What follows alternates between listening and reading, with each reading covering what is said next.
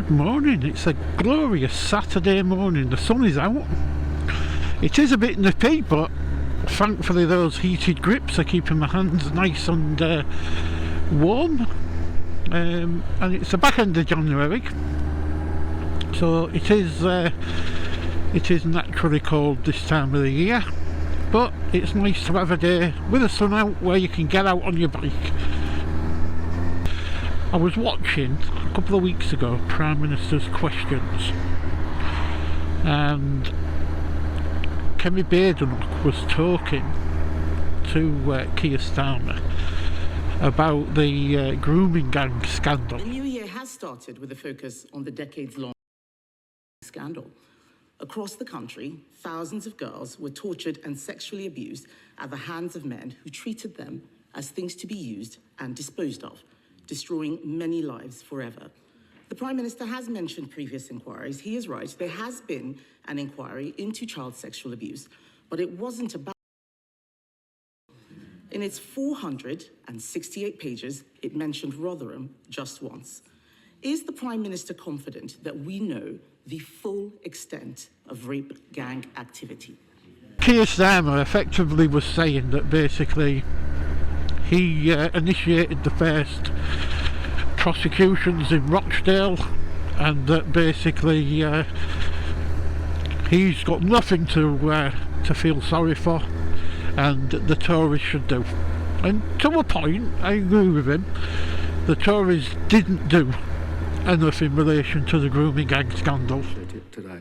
Mr. Speaker, on the question of a further inquiry, there have been a number of inquiries, some of them localised, including the Mayor of Manchester's inquiry recently, and of course a national inquiry Professor Jay carried out, took 7 years, had 20 recommendations, none of which actually were implemented by the party opposite when they were in government. Now, this is a really serious issue, and we must focus, obviously, on the victims and survivors.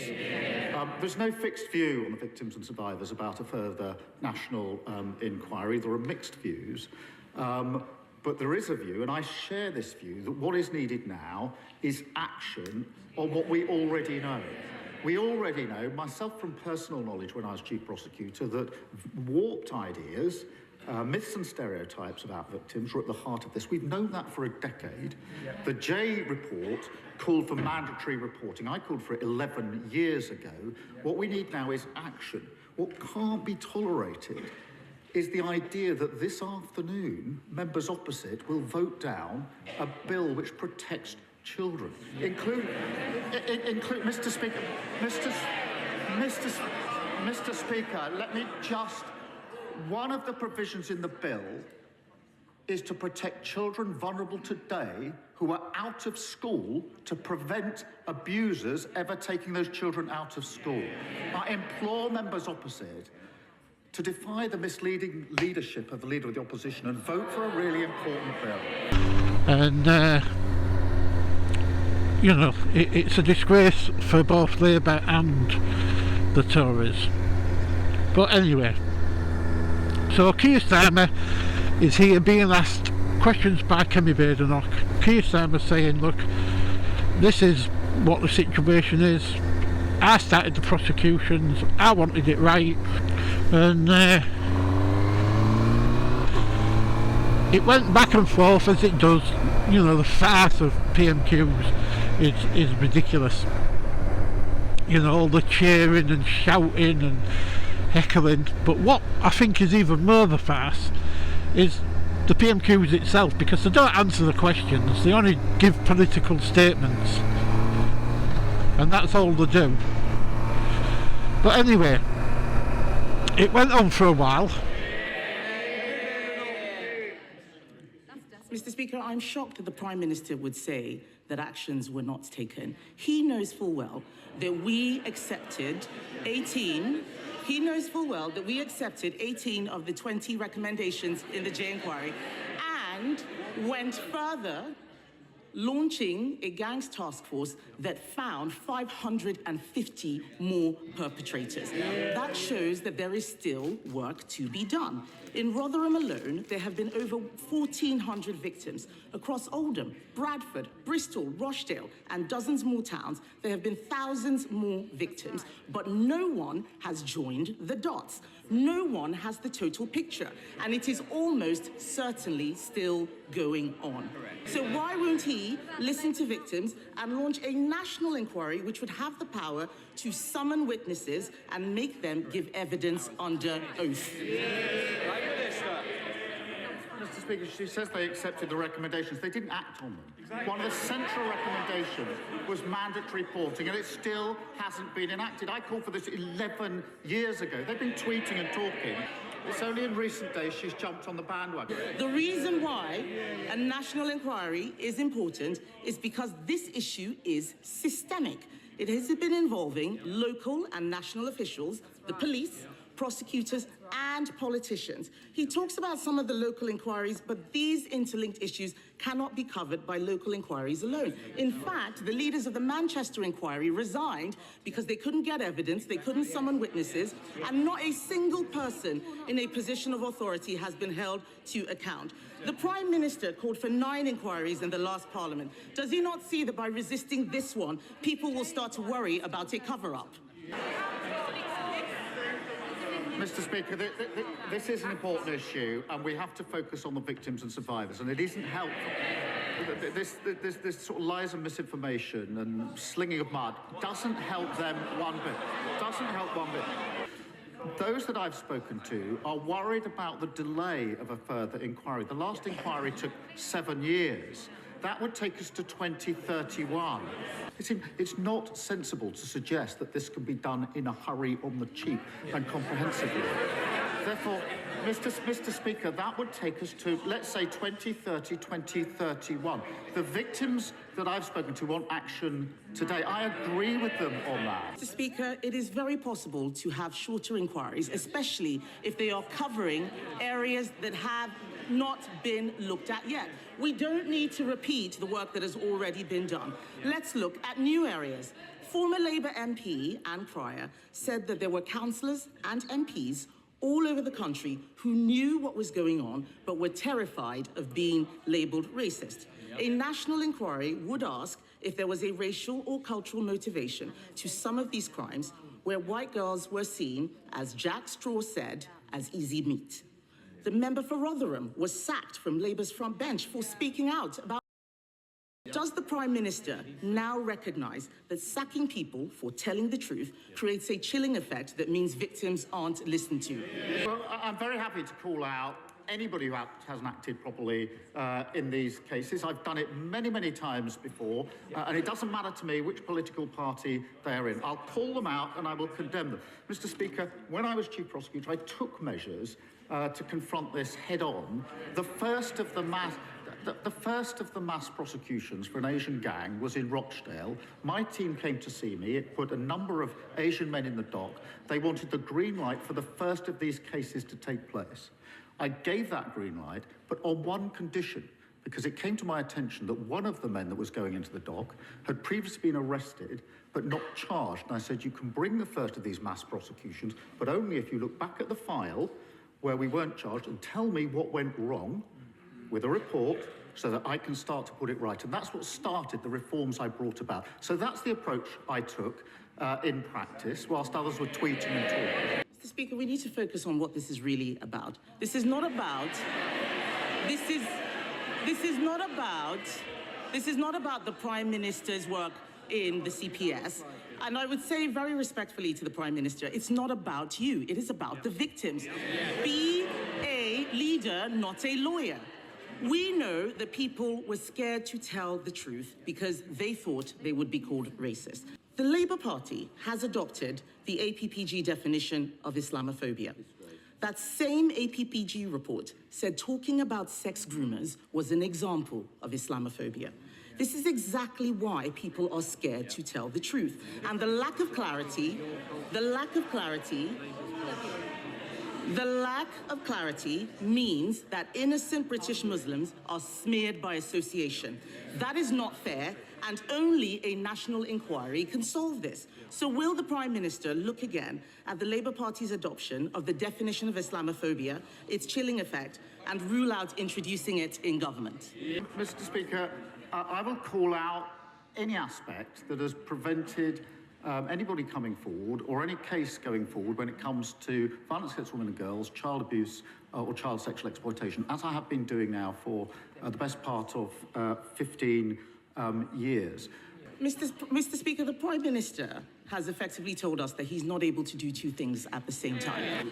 This issue of a delay is a weak excuse, and I would say to him that by refusing this inquiry, he is enabling those people who wish to smear all British Muslims based on the actions of a small minority. He is talking about distraction tactics. Let us have the truth. The Prime Minister cannot tell the House the full scale of the scandal. He doesn't want questions asked of Labour politicians who may be complicit. He won't listen to the victims.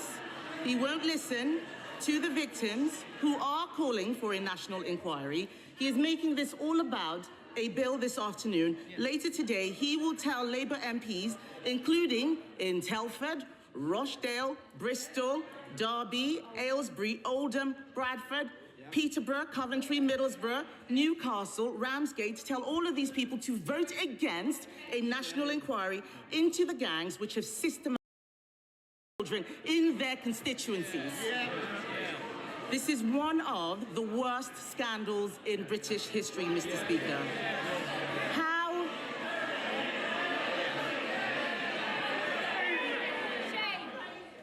Mr. Speaker, this is one of the worst scandals in recent British history. But how are they going to explain to their constituents that obeying his whip is more important than doing the right thing? She's right to say it's one of the worst scandals. It's terrible. That's why I acted on it. If her recently acquired view that it's a scandal, having spent a lot of time on social media over Christmas, not once in 8 years did she stand here and say what she's just said. Not once in 8 years. They didn't act on the recommendations. They want a national inquiry. We had a national inquiry, the J inquiry, the J report. 20 recommendations, not a single one implemented. Not a single one implemented. And she said you can do two things at once. You can't kill the bill this afternoon, wreck that bill, and protect children. Now, towards the back end of PMQs, a Conservative backbencher, I've forgotten his name for the life of me. Anyway, I'll find it and it'll be up there. But he asked Keir Starmer why he didn't prosecute Mohammed Fayed. Now, for those of you who don't know him, he owned Fulham Football Club and he also owned Harrods. I think he died in, I think it was August of 2023. And I actually liked him. I thought he seemed a decent guy. He craved wanting to be British. He craved a British passport. Never got it, I don't think. But anyway, a despicable man, it turns out, and should have been prosecuted. It should have happened. But I think money talks, unfortunately. Anyway, this backbencher asked Keir Starmer why he didn't prosecute Fayed. And this is the only time I have actually seen Keir Starmer get up and answer a question the way that he did. Roger Gale. Thank you, Mr. Speaker. Mr. Speaker, setting aside the matter of grooming gangs, the opposition amendment on the order paper today sets out very clearly why the bill that we shall be debating is so very deeply flawed. And if it is to become an act of Parliament, it will have to be completely rewritten in committee. But, Mr. Speaker, The Prime Minister from that dispatch box has made much of his service as the public prosecutor. So could he tell the House in that capacity why during his time he declined to instigate a prosecution for sexual abuse against Mohammed Fayed? Prime Minister. That case never crossed my desk.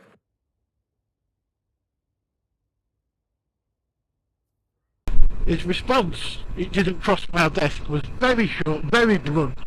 But I just wonder about the look on his face. I don't think he was happy at that question. I don't think he was happy at all. Keir Starmer doesn't strike me as the type of person who holds a position like the Director of Public Prosecutions, and when a famous billionaire comes to a potential prosecution, I'm pretty damn sure that Keir Starmer, one, would have wanted to know about it, and two, will have been told about it. I don't believe for 1 second that he didn't know. So that raises the question for me: did he know? Was he told? And more importantly, if he was told about it, did he interfere with it? Did he make a decision to say, don't prosecute? Because, I don't know, there's just something about the way that Keir Starmer answered that question to me. I mean, I might be totally wrong, but there's just something about the way that he answered that question that made me think, oh, that doesn't look good.